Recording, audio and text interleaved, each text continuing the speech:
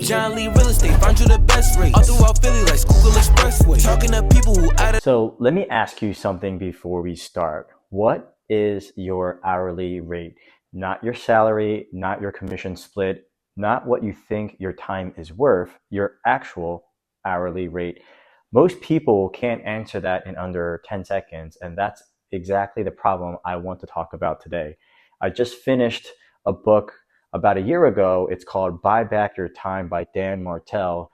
And instead of giving you a book report, I want to talk and walk you through what happened when I actually ran my own numbers, because there is a big difference between reading a framework and applying it to your real life with your real income, your real calendar, your real excuses.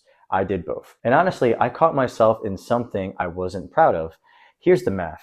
Stay with me because this is the foundation. Take your annual income and divide it by the hours you actually work in a year. That gives you your hourly rate. So, for example, say you make $200,000 a year and you work a normal 40-hour week with some time off. That comes out to roughly $100 an hour. Now go run your own number. I ran mine and I'll be honest, it was lower than I wanted it to be. Low enough that it stung a little to see it written down, but here's the part that really changes everything. Dan Martell calls it your buyback rate. You take your hourly rate and you cut it to 25%. So in that example, if your hourly rate is $100, your buyback rate is $25 an hour. That number is not aspirational. It is a rule. Anything you are personally doing that someone else could do for less than your buyback rate, you are losing money by doing it yourself. Not, I should probably delegate this one day. Not eventually when I get more organized. You are losing money right now, every single time. And that number should feel a little insulting. And honestly, it's supposed to, because when you actually look at your week, the data entry, the scheduling, the CRM logging, the small admin tasks, the errands, the things you keep telling yourself only you can do properly, almost none of it actually clears the bar. And deep down, you already know that. You just never had the number in front of you forcing you to admit it. So let me tell you what I actually did with this, because the concept means nothing until you act on it. The first move I made was hiring a virtual assistant. And I want to be honest about why I started there instead of doing something bigger. It wasn't some grand strategic vision. It was the lowest barrier to entry, lowest out-of-pocket cost, lowest risk, and the easiest first step. And that was at least for me. I wasn't trying to build the perfect organizational chart. I was trying to get one thing off of my plate without blowing up my finances to do it. And here's what nobody tells you about the first delegation. It's not really about the task you hand off. It's about what happens in your head once you see that things don't fall apart. Once I saw that I could let go of something and my business kept running, and honestly even ran better, it opened something up in me. I started trusting delegation instead of just tolerating it. The trust is what led to the bigger jump. That trust is what led to a bigger jump. Laura started as support, and over time I gave her full-time hours and made her my team leader. That is a completely different level of investment than a VA. That's not just outsourcing a task.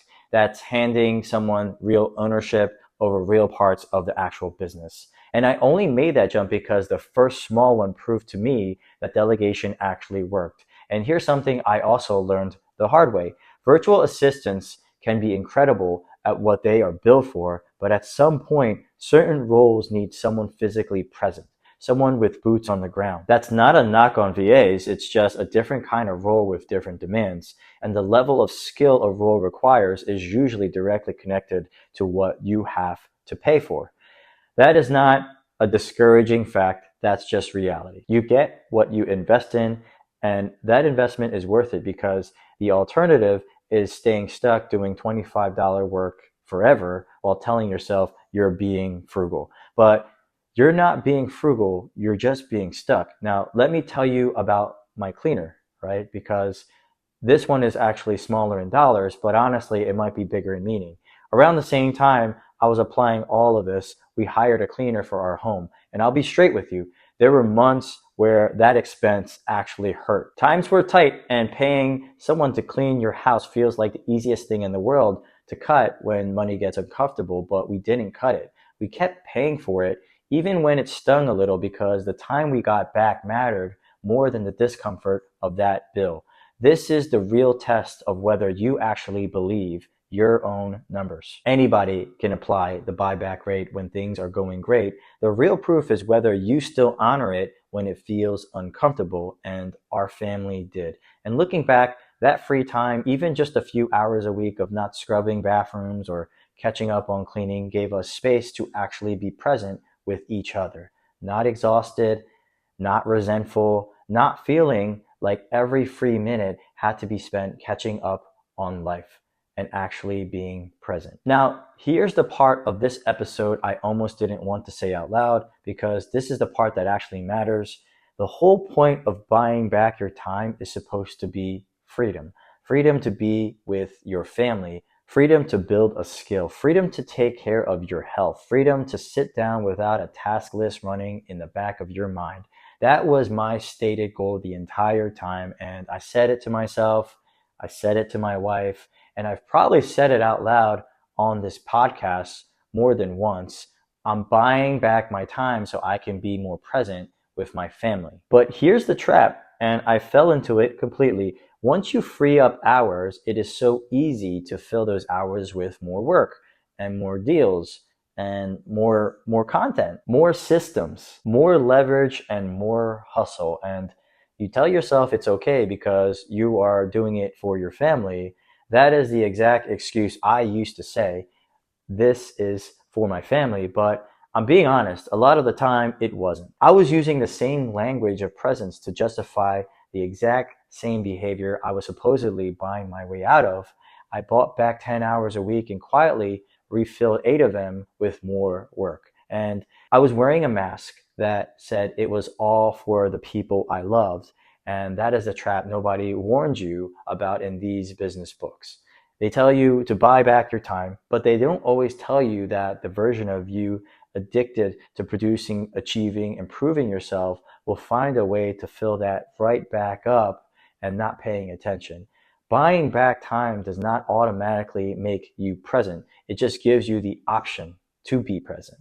Whether you take that option is a separate decision, and you have to make that decision on purpose every single day. So if you take one thing from this episode, take this. Delegation is not the finish line. Delegation is just the door. What you walk through that door to do, that is the actual test. And I failed that test more than once before I caught myself.